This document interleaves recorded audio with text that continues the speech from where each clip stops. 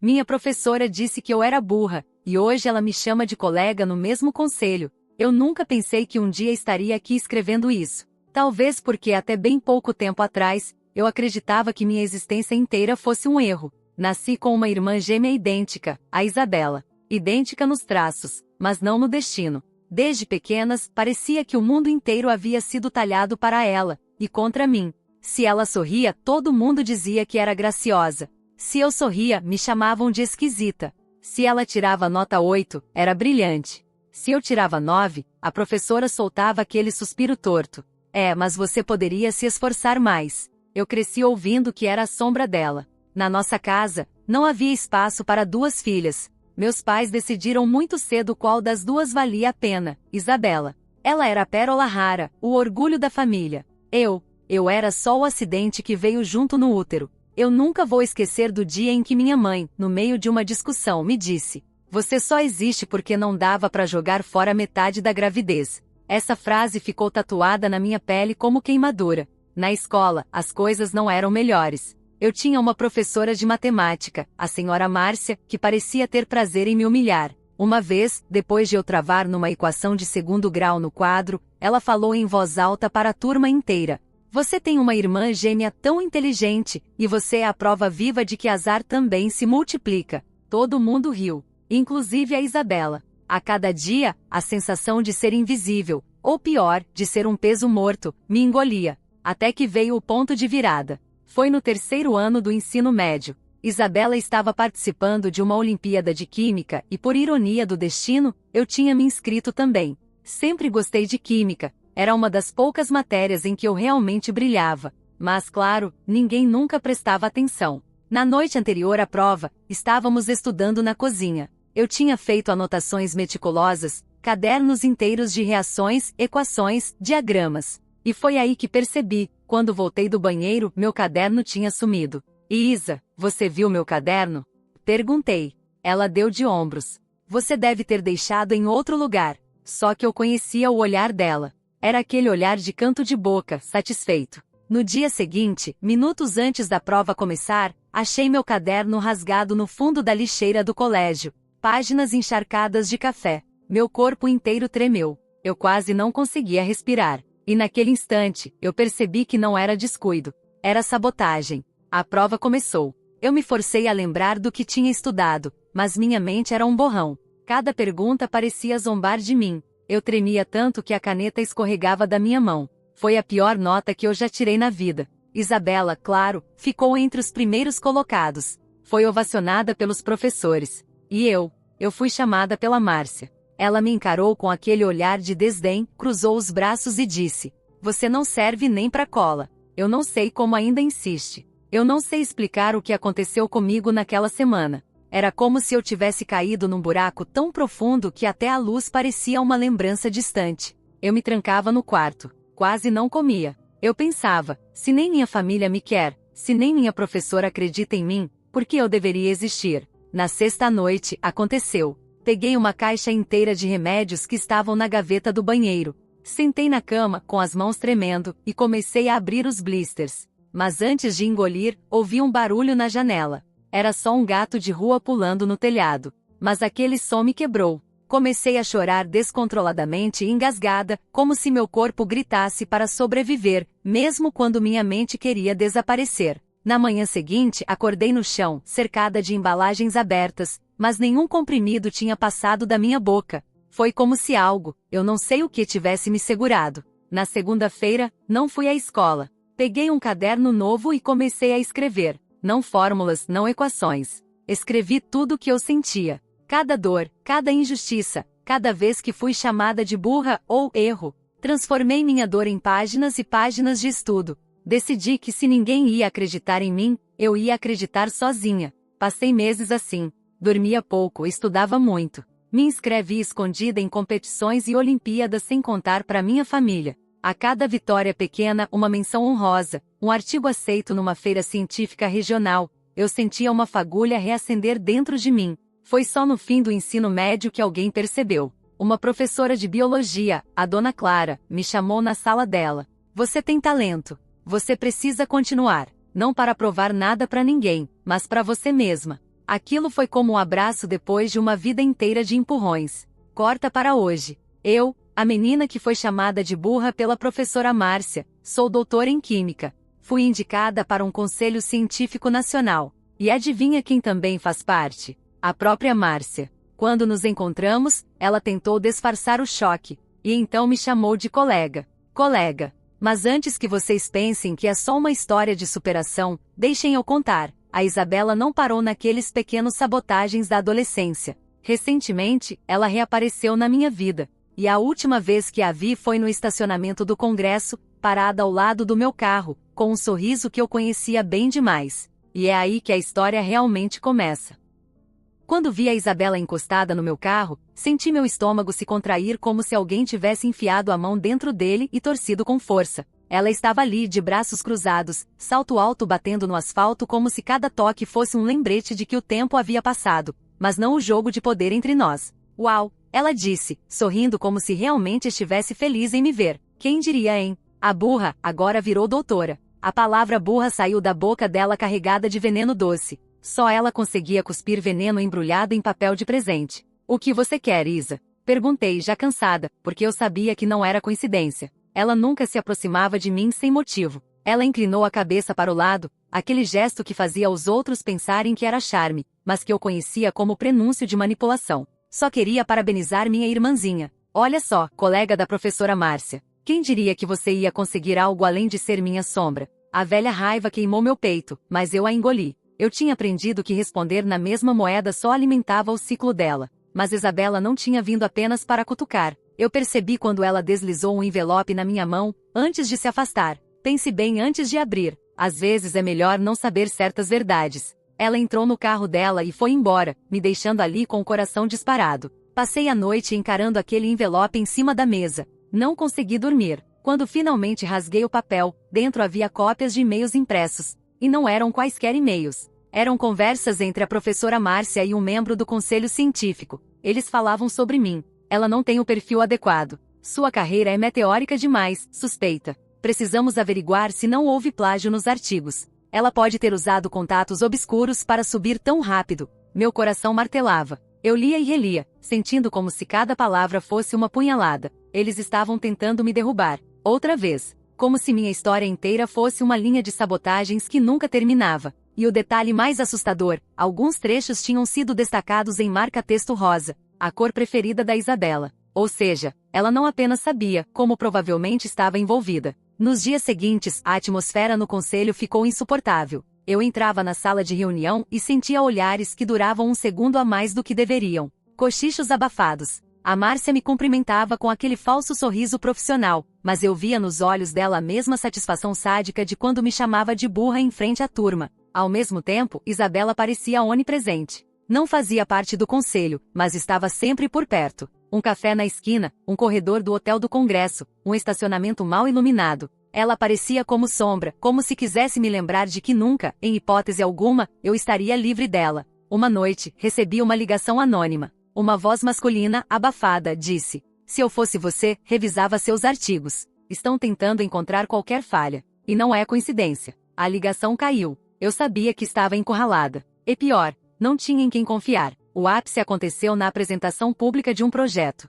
Eu estava mostrando os resultados de uma pesquisa inédita sobre catalisadores químicos quando, no meio da fala, os slides começaram a trocar sozinhos. De repente no telão, apareceu uma imagem distorcida do meu rosto, com a palavra plágio escrita em vermelho sobreposta. O auditório inteiro ficou em choque. Eu tremi tanto que quase derrubei o microfone. Tentei retomar, explicar que aquilo não fazia parte da apresentação, mas as risadas abafadas, os olhares de julgamento e até mesmo alguns cochichos audíveis me esmagaram. No fundo da plateia, Isabela estava de pé, batendo palmas devagar, como se tivesse acabado de assistir ao espetáculo da vida dela. Naquela noite, sozinha no quarto de hotel, pensei que estava de volta ao mesmo ponto do ensino médio. O mesmo vazio, a mesma sensação de derrota, a mesma vontade de sumir. Mas algo em mim tinha mudado. Eu lembrei da Dona Clara, minha professora de biologia, e do jeito como ela disse, não para provar nada para ninguém, mas para você mesma. Respirei fundo. Se Isabela queria me ver quebrar, eu faria o oposto.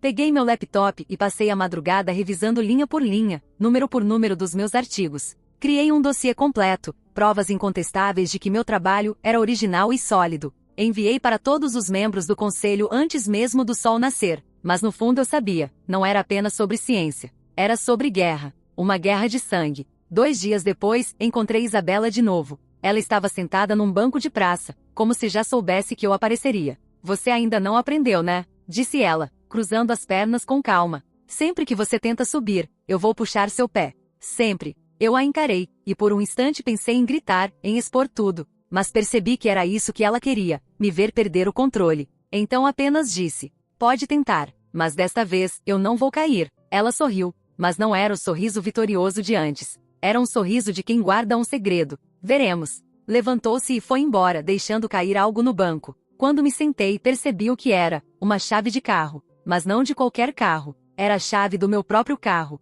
Naquela noite, fiquei encarando a chave na mão, com o coração disparado. Eu sabia que aquilo não era descuido. Era um aviso. Quando desci para o estacionamento no dia seguinte, encontrei meu carro com o capô entreaberto. E dentro, algo que fez meu sangue gelar. O freio estava cortado. E foi nesse instante que percebi, a sabotagem de adolescência tinha evoluído. Agora, não era mais sobre destruir minha reputação. Era sobre destruir a minha vida.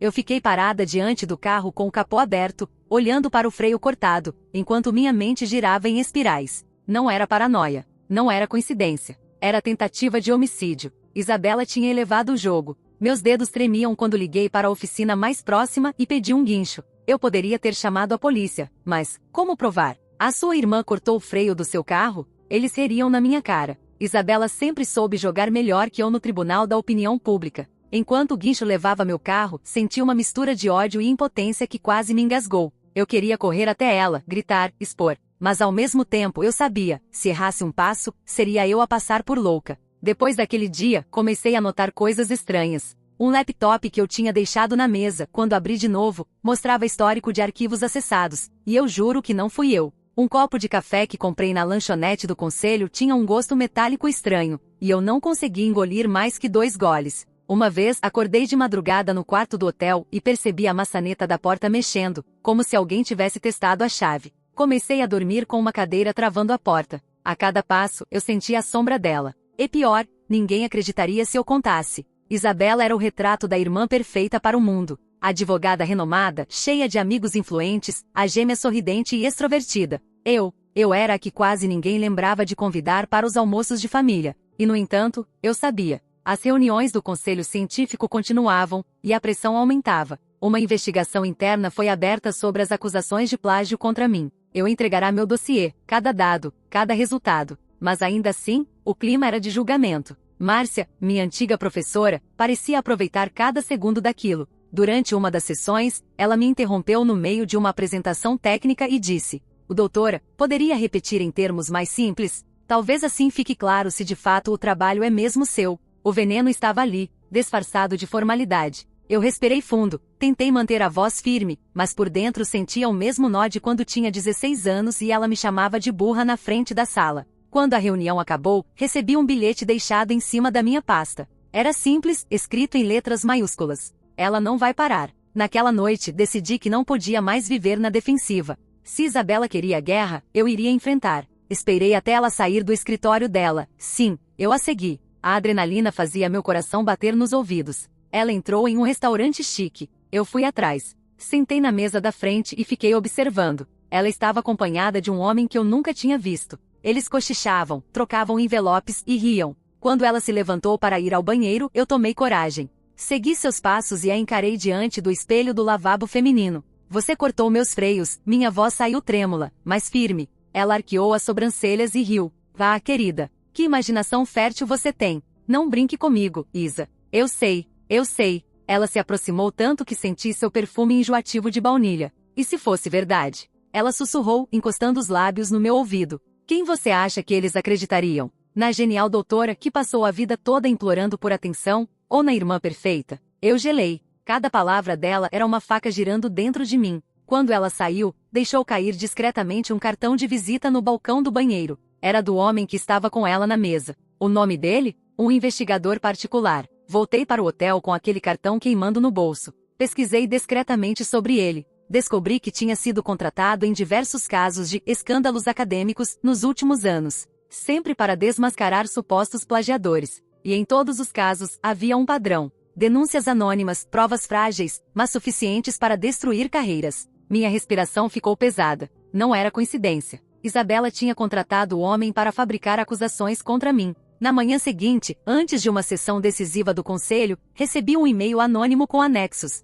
Eram fotos minhas, tiradas sem que eu percebesse. Eu dormindo no quarto de hotel. Eu caminhando sozinha à noite. Eu dentro do elevador. O texto era curto. Cuidado ao voltar para casa. Meu corpo inteiro tremeu. Eu não sabia mais se estava lidando apenas com sabotagem profissional ou se minha vida realmente corria risco imediato. Ainda assim, fui para a reunião. Quando entrei na sala, percebi um burburinho incomum. Márcia e outros membros estavam reunidos em torno de um notebook. Na tela, havia supostamente um artigo meu, mas adulterado, com trechos copiados de outro autor. Isso é muito sério, disse um dos avaliadores, encarando-me como se eu fosse uma criminosa. Eu tentei explicar, mostrar meu dossiê, mas ninguém parecia ouvir. Até que do nada, a porta da sala se abriu. E lá estava ela, Isabela, com um sorriso frio e confiante, como se tivesse acabado de ganhar a partida. Posso falar? Ela disse, erguendo uma pasta preta nas mãos. Tenho provas que talvez interessem ao conselho. Naquele instante, senti meu mundo congelar.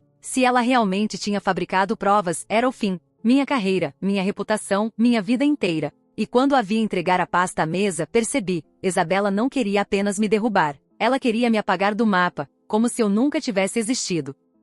O silêncio naquela sala foi ensurdecedor. Todos os membros do conselho, aqueles homens e mulheres que eu tanto respeitava, estavam com os olhos grudados na pasta preta que Isabela carregava. Eu sabia que dentro dela, não havia apenas papel. Havia a execução de uma sentença contra mim. Márcia foi a primeira a se pronunciar. A senhora é Isabela, ela respondeu com uma calma quase teatral. Irmã gêmea da doutora aqui presente. Vim porque acredito que a verdade deve sempre prevalecer. O veneno foi servido com voz doce. Eu quase vomitei. Ela abriu a pasta e começou a tirar documentos, todos muito bem organizados em plásticos transparentes. Entregou para os avaliadores, um a um. E cada página era como um golpe no meu estômago, supostos trechos plagiados, assinaturas de e-mails falsos como se fossem meus. Até mesmo extratos bancários que sugeriam que eu havia comprado revisores científicos. Era perfeito. Perfeito demais para ser real. E isso é absurdo. Gritei, levantando da cadeira. Isso é tudo fabricado. Isabela não me olhou.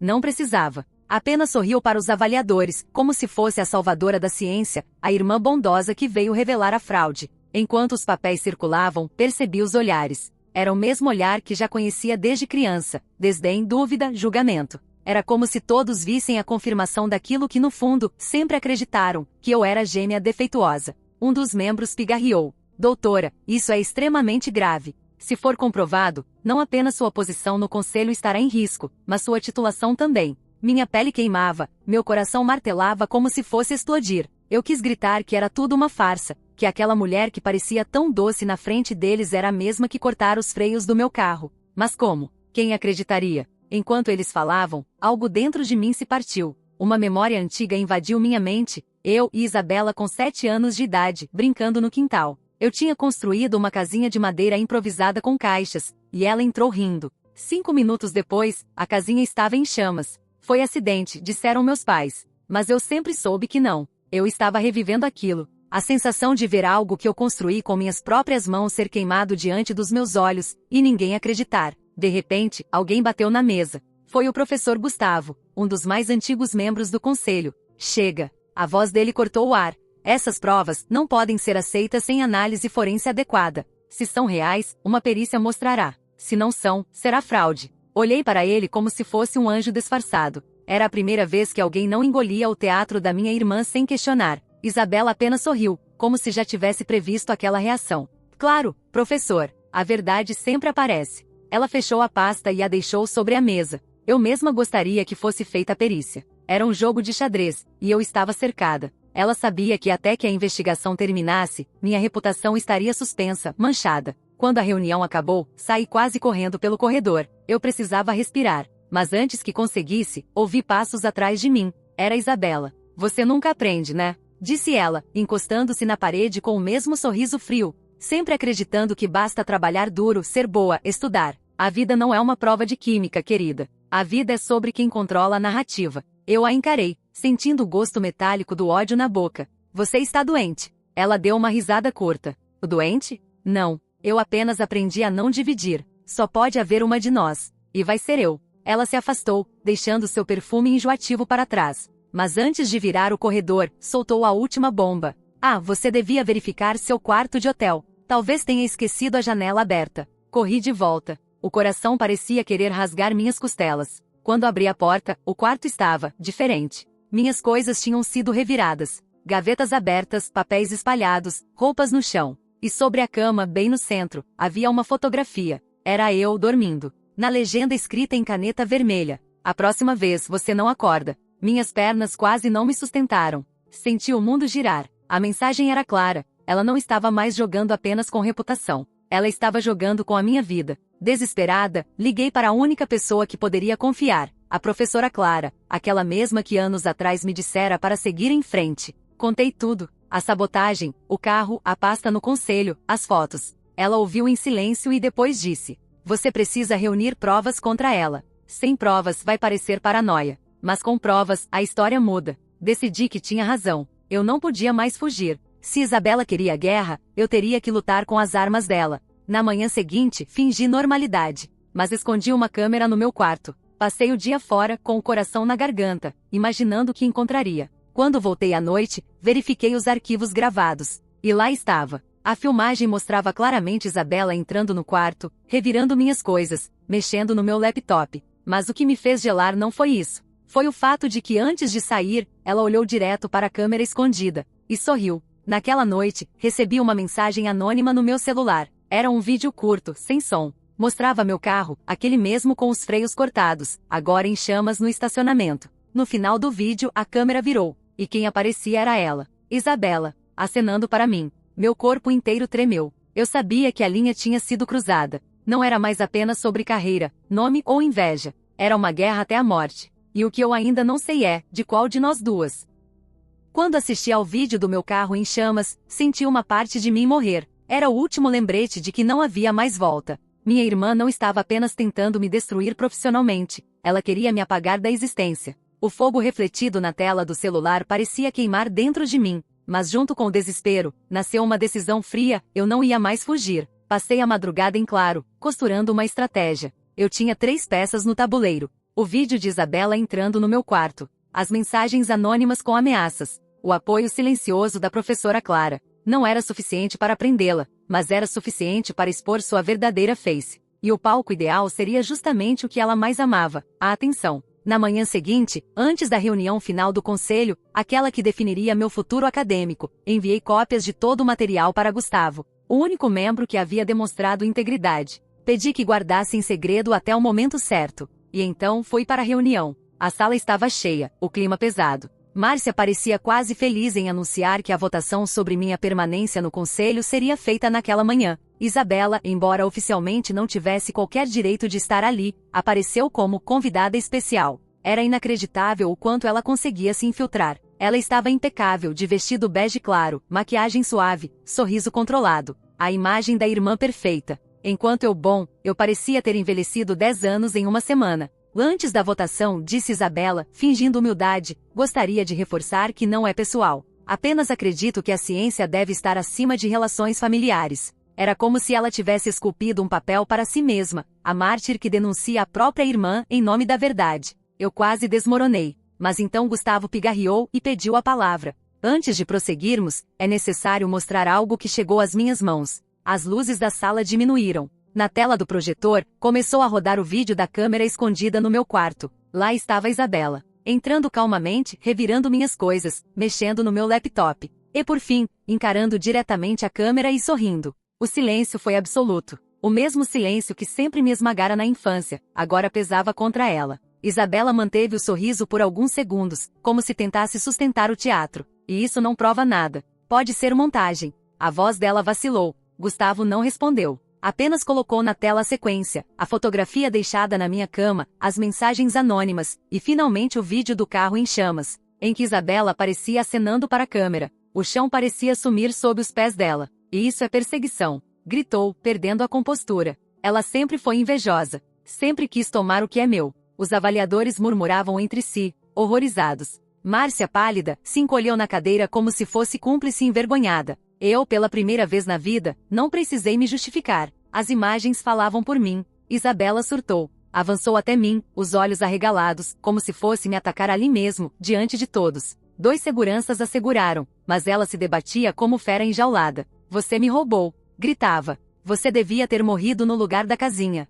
Você sempre foi um erro. As palavras cortaram como lâmina. Casinha. Aquele incêndio da infância, que eu sempre soube não ter sido acidente, agora estava confirmado. Ela tinha começado a tentar me apagar desde os 7 anos. Isabela foi retirada da sala sob protestos e gritos. E naquele instante, a máscara da irmã perfeita desmoronou diante de todos. A votação que deveria decidir meu futuro foi quase simbólica. O conselho não apenas rejeitou as acusações contra mim, como também abriu processo para investigar a participação da própria Márcia no conluio. Ela que um dia me chamara de burra em frente à turma inteira, agora se encolhia diante de mim, sem coragem de me encarar. Doutora, disse Gustavo, firme, seu trabalho é sólido. Mas mais do que isso, sua resiliência é impressionante. A ciência precisa de pessoas como você. Era a validação que eu esperei a vida inteira, mas não senti euforia. Apenas um cansaço profundo. Isabela foi internada em uma clínica psiquiátrica após o surto público. Oficialmente, alegaram esgotamento emocional. Extraoficialmente, todos sabiam que era para evitar um processo criminal que destruiria a reputação da família dela. Meus pais? Silêncio. Nenhum telefonema, nenhuma mensagem. Talvez porque admitir a verdade significasse encarar os anos de cegueira. Eu, pela primeira vez, senti que não precisava mais deles. Continuei no conselho, publiquei mais pesquisas, recebi convites internacionais. Mas dentro de mim, a vitória não tinha gosto doce. Era amarga. Porque por trás de cada conquista havia cicatrizes que ninguém via. Meses depois, recebi uma carta. Sem remetente. Dentro, apenas uma frase escrita em letra trêmula. Você venceu desta vez. Mas lembre-se, somos a mesma pessoa dividida em 2. Se eu cair, uma parte de você cai comigo. Não havia assinatura, mas eu sabia de quem era. Isabela, mesmo atrás das paredes da clínica, ainda encontrava um jeito de me assombrar. Guardei a carta em uma gaveta trancada. Não porque eu quisesse lembrar, mas porque esquecer seria impossível. Ela sempre será a sombra que nasceu comigo. Hoje, quando encontro a professora Márcia em alguma reunião, e ela me chama de colega, sinto uma pontada de ironia atravessar minha pele. Ela nunca saberá o quanto me feriu. Nunca admitirá que tentou me apagar tanto quanto minha irmã. Mas eu sei. E talvez seja isso que me mantém de pé. Saber que sobrevivi ao que era para ter me destruído. Não sou mais a sombra da minha irmã. Não sou mais a aluna humilhada. Não sou mais a filha rejeitada. Sou a mulher que encarou o fogo, o veneno e a mentira, e continuou viva. Mas às vezes, no silêncio da noite, ainda escuto aquela risada. E me pergunto se, em algum lugar, Isabela não está planejando a próxima jogada.